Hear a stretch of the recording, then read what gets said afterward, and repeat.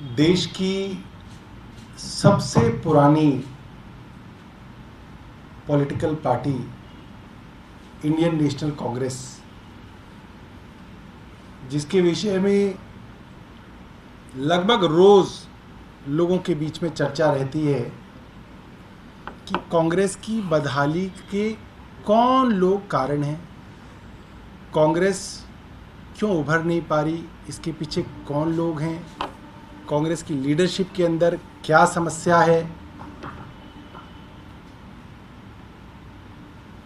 और अब कांग्रेस के विषय में जो बातें सामने आ रही हैं उससे ये लगता है कि कांग्रेस में ना सिर्फ लीडरशिप का क्राइसिस है, कांग्रेस के पास आइडियाज का भी क्राइसिस है। कांग्रेस का लोगों से जुड़ाव इस हद तक खत्म हो गया है कि उनके पास कोई अपना मैकेनिज्म भी नहीं बचा कि वो ये जान पाए कि लोग क्या चाहते हैं, जनता क्या चाहती है। और इसका सबसे बड़ा जो कह सकते हैं सबूत पब्लिक डोमेन में जो आता है वो ये है, देश की सबसे पुरानी पार्टी, देश की सबसे नई उभरती हुई ग्रो करती हुई पार्टी से आइडियाज और मैनिफेस्टो तक चुराने लगी है। मैं देख रहा था कि क्या कोई तरीका है कि हम अपने इलेक्शन मैनिफेस्टो को कॉपीराइट करा लें कि कोई और ना चुरा पाए। हमने देखा अरविंद केजरीवाल ने पहली बार यह कहा कि भाई इलेक्शन मैनिफेस्टो तो झूठे होते हैं, हम जो बात इलेक्शन के अंदर अपना वादा करेंगे वो अरविंद केजरीवाल की गारंटी है कि अरविंद केजरीवाल खड़े होकर कह रहे हैं ये चीजें मैं पूरी करूंगा। और कांग्रेस इस शब्द गारंटी तक को चुरा चुकी है। हिमाचल के अंदर कांग्रेस ने अपने मैनिफेस्टो को गारंटी कहा। जब आम आदमी पार्टी पहली बार ये बात लेके आई कि दिल्ली के अंदर हम 200 यूनिट बिजली मुफ्त देंगे और 400 यूनिट तक आधे दाम पे देंगे, तो कांग्रेस ने सबसे ज्यादा दिल्ली में हमारा मजाक उड़ाया और विरोध किया। जब उससे पहले हमने इलेक्शन लड़ा और हमने कहा कि हम बिजली हाफ, पानी माफ करेंगे, तो कांग्रेस के सभी नेता, जिसके अंदर अजय माकन आदि शामिल हैं, इन सब ने इसका पूरा विरोध किया और मजाक उड़ाया और कहा कि अरविंद केजरीवाल को न राजनीति आती न सरकार चलाना आता, ये तो हो ही नहीं सकता, ये तो झूठ बोल रहे हैं, इनको तो पता ही नहीं है सरकार कैसे चलती है, कांग्रेस को पता है ऐसे मुफ्त नहीं दिया जा सकता। ये विरोध आज भी इंटरनेट पे इनका दर्ज है, आप ढूंढ सकते हैं। और अब क्या किया इन्होंने, हिमाचल प्रदेश के अंदर जब इन्होंने चुनाव लड़ा तो कांग्रेस पार्टी ने अरविंद केजरीवाल की गारंटियों की कॉपी की। उन्होंने कहा 300 यूनिट तक बिजली हिमाचल में मुफ्त देंगे। जैसे पंजाब में हमने कहा कि महिलाओं को मासिक भत्ता सरकार की तरफ से दिया जाएगा, तो कांग्रेस ने पंजाब में हमारा खूब मजाक उड़ाया। कैप्टन अमरिंदर सिंह हो, चन्नी हो, सिद्धू हो, सब लोग कहते थे तो हो ही नहीं सकता, ये तो सरकार बनाने के लिए आप लोगों को बेवकूफ बना रहे हैं। और वही महिलाओं के मासिक भत्ते को इन्होंने हिमाचल प्रदेश के अंदर अनाउंस किया और कर्नाटक के अंदर अनाउंस किया। आपने भाई क्यों किया? तीसरी भी बात, महिलाओं की मुफ्त यात्रा, कांग्रेस ने खूब विरोध किया।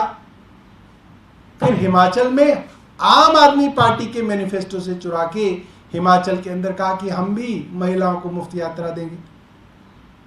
कर्नाटक से खबर आ रही है कि उन्होंने भी अनाउंस कर दिया है, हालांकि उन्होंने कई सारी कंडीशंस लगाई हैं कि हम कांग्रेस की सरकार के अंदर कर्नाटक के अंदर मुफ्त बस यात्रा देंगे।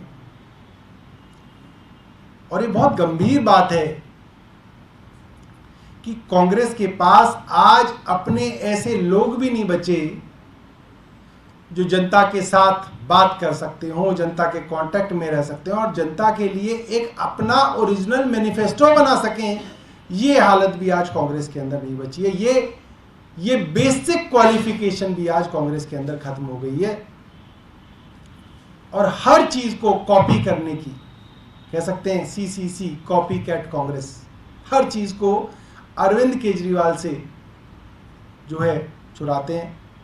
भाई अगर आपसे पार्टी नहीं चल रही, आपसे के पास आइडिया नहीं है, आपके पास मैनिफेस्टो अपना ओरिजिनल नहीं है, आप सब चीज जो है अरविंद केजरीवाल से चुराते हैं, तो बहुत गंभीर बात है कांग्रेस के लिए। मैं एक बार ये भी कहूंगा, प्रियंका जी भी अपनी तरफ से 2 शब्द जो है इसमें कहेंगे।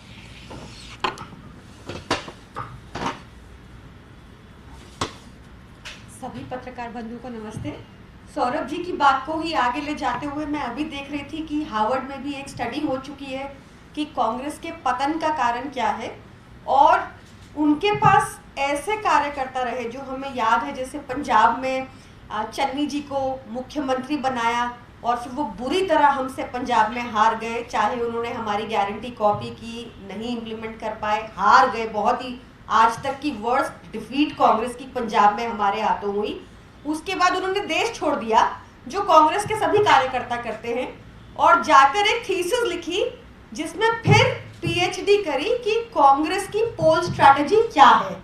तो उसमें भी उन्होंने बहुत लंबा विवरण किया है कि कांग्रेस कैसे अपने लोगों से बिल्कुल संपर्क में नहीं रहती, बिल्कुल कार्यकर्ताओं से संपर्क में नहीं है, टॉप लीडरशिप से संपर्क में नहीं है, सिर्फ चुगलखोरी की राजनीति चलती है वहां पर। तो उन्होंने भी जल्द में जरूर हमें कॉपी कर लिया है इस बार, बट मेरा ऐसा मानना है कि सिर्फ अरविंद केजरीवाल जी की फाइनेंशियल जो प्रूडेंस है, जो फिस्कल प्रूडेंस है, जो एक मुनाफे का बजट पेश कर सकती है, लगातार अपने लोगों को सुविधाएं देकर जनता के पैसे से, जैसे हम दिल्ली में करते हैं, जैसे हम पंजाब में करना शुरू कर चुके हैं। तो कर्नाटक में जो खबर आ रही है, इंफ्रास्ट्रक्चर के प्रोजेक्ट्स रोके जा रहे हैं ताकि फंड्स यहाँ पर अपने पोल प्रॉमिसेस को पूरा करने के लिए हो पाए। तो इस कॉपी करना तो आसान है, पर नकल के लिए भी अकल चाहिए होती है, जो आज की कांग्रेस में काफी लैकिंग लगती है। जय हिंद।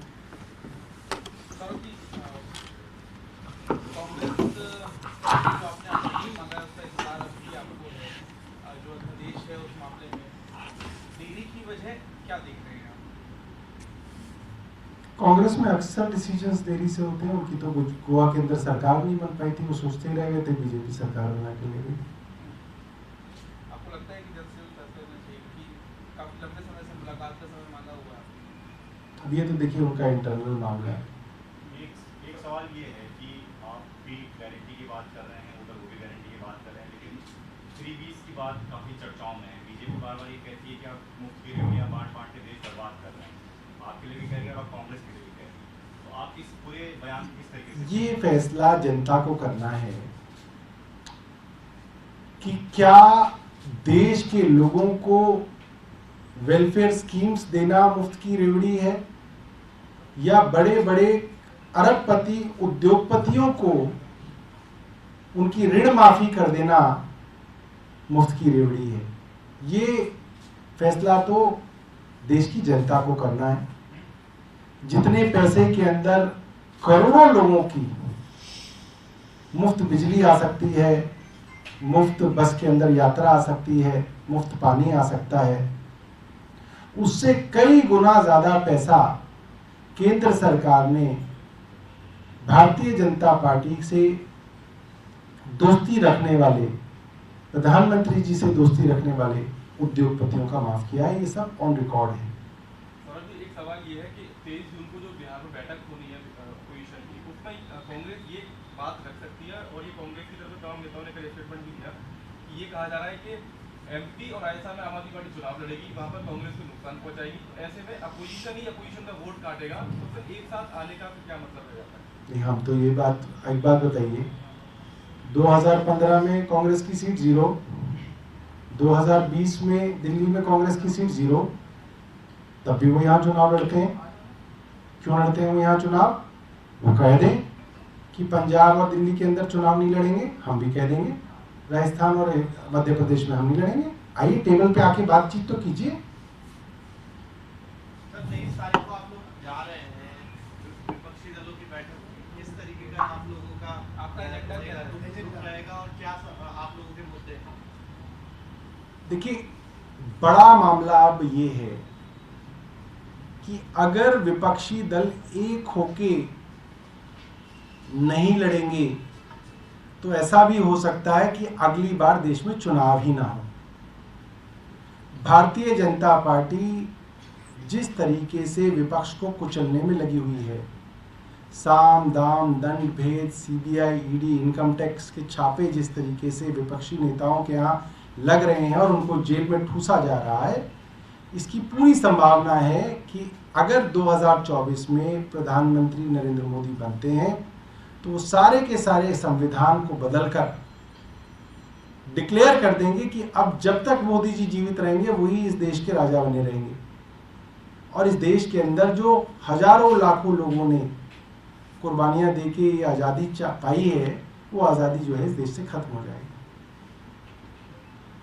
सौरभ, कल सीएम ने ये बात भी कही कि जो अधिकारी हैं या सेक्रेटरी हैं वो अपने आप को बहुत समझ लगे मंत्री के, ये जो स्थिति बन गई है इस पर आपका क्या कहना है? देखिए, केंद्र सरकार ये चाहती है कि दिल्ली की चुनी हुई सरकार ठप हो जाए। दिल्ली की चुनी हुई सरकार जो लोगों के लिए अच्छे काम करती है, मुफ्त बिजली है, मुफ्त पानी है, मुफ्त वर्ल्ड क्लास शिक्षा है, मोहल्ला क्लिनिक्स में मुफ्त उपचार है, मुफ्त डायग्नोस्टिक है, मुफ्त दवाइयाँ हैं, इन सब चीज़ों को बंद करना चाहती है। डायरेक्ट एलजी या भारतीय जनता पार्टी इसके अंदर दखल देके देख चुकी है, उनकी जनता में बदनामी होती है। अब अफसरों के जरिए इन सब कल्याणकारी चीजों को बंद करने की कवायद बहुत युद्ध स्तर पे शुरू हो चुकी है। बार बार अफसरों के जरिए दिल्ली के मोहल्ला क्लिनिकों को ठप करने की कोशिश की जा रही है। दिल्ली में जो मुफ्त टेस्ट किए जाते हैं, प्राइवेट अस्पतालों में जो मुफ्त सर्जरी की जाती है, उसको ठप करने की कोशिश दिल्ली सरकार में अधिकारियों द्वारा केंद्र सरकार करने की कोशिश कर रही है। जहां जहां पे भी गरीब लोग आइडेंटिफाइड जे क्लस्टर्स के अंदर रह रहे हैं, झुग्गियों के अंदर रह रहे हैं, वहां पे डूसिम के अधिकारियों के साथ मिलकर केंद्र सरकार उनको उजाड़ने की पूरी साजिश रच रही है। ऐसा भी देखा गया कि डूसिम के अधिकारियों ने झूठे एफिडेविट कोर्ट के अंदर देके गरीब लोगों के आशियाने उजाड़ दिए। तो ये चीजें रैंडमली नहीं हो रही हैं, ये चीजें केंद्र सरकार के इशारे पे एक षड्यंत्र के तहत हो रही हैं।